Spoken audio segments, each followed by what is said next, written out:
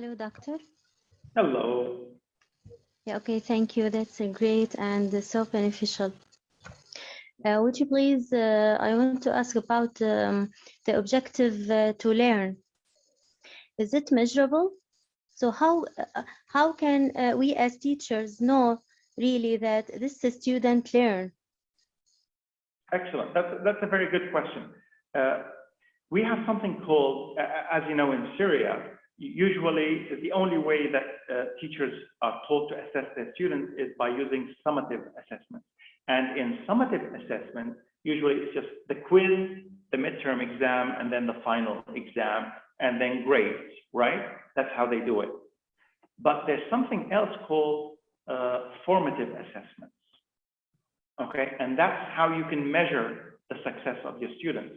So let's say you are teaching students in your classroom on the importance of having a greener place, a greener environment, right?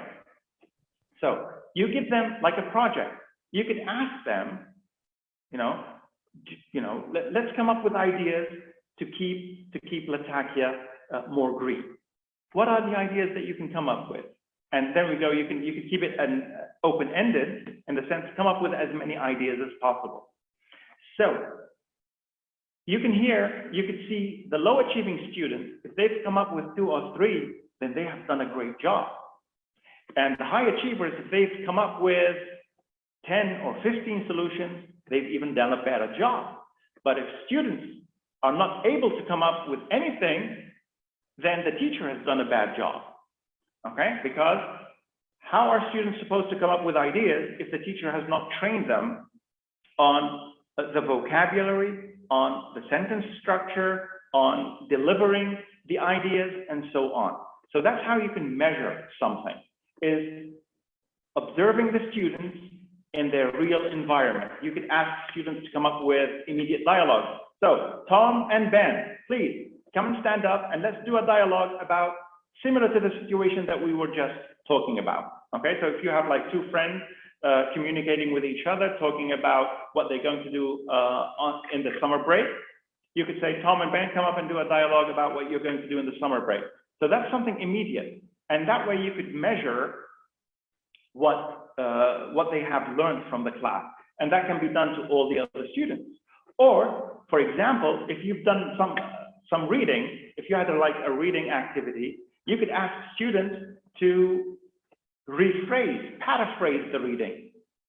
Paraphrase the reading, and for example, changing parts of the text in different tense or different person, okay, to see if they can actually change the text from the present tense to the past tense, from the personal pronoun to the third person, he, she. Okay, that's if it's in the, for example, simple present. If they use the simple present properly.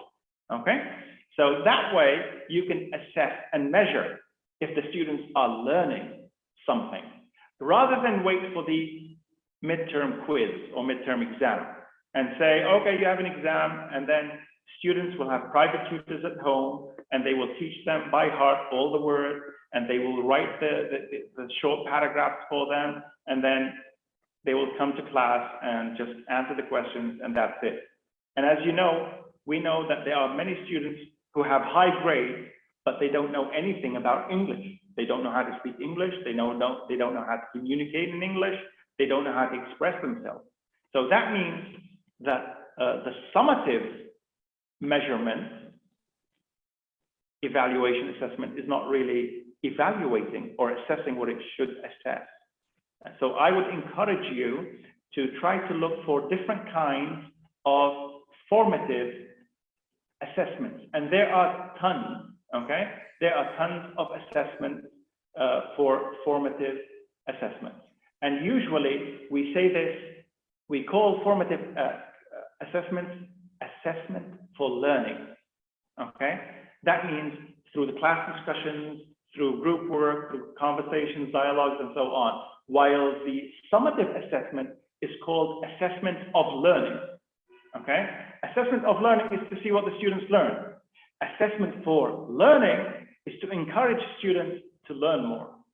So it becomes something that is in progress, perpetual. Okay? Yeah, that's great. Thank you, Doctor. But if you see a lesson plan for someone, so which is better for the objectives to write, to learn the present simple, or to write sentences using the present simple? So which one is better? Well, it's always better to start backwards, right? So if your aim, that's called backwards planning. If your aim is to teach the simple present, okay? Let's go backwards, let's go one step back.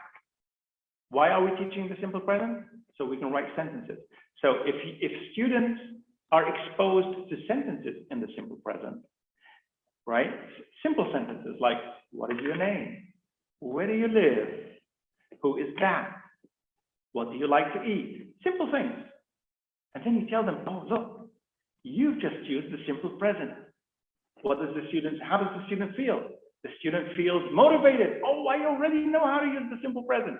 And then when you start telling them about the simple present as a grammar, which is the boring part, and usually it's not really that important, students won't mind because they already know. They've already practiced it. So I would encourage you actually to practice and then just to inform the students, look, what you just used has a name. This is called the simple present. Oh, look, what you just used has a name. It's called the imperative. What you just used has a name. It's called tag questions, okay? So I would say application, apply, have the students practice, without caring about whether they make mistakes or not, and then tell them, well, this is what it is. Because at the end, unfortunately, every Syrian English language teacher is a master in grammar, but not every single Syrian English language teacher is a master in English. Okay, and there's a huge difference. And you can teach grammar, but that doesn't mean you are able to teach English fluency and proficiency. There's a huge difference between the two. Okay, so go for application first.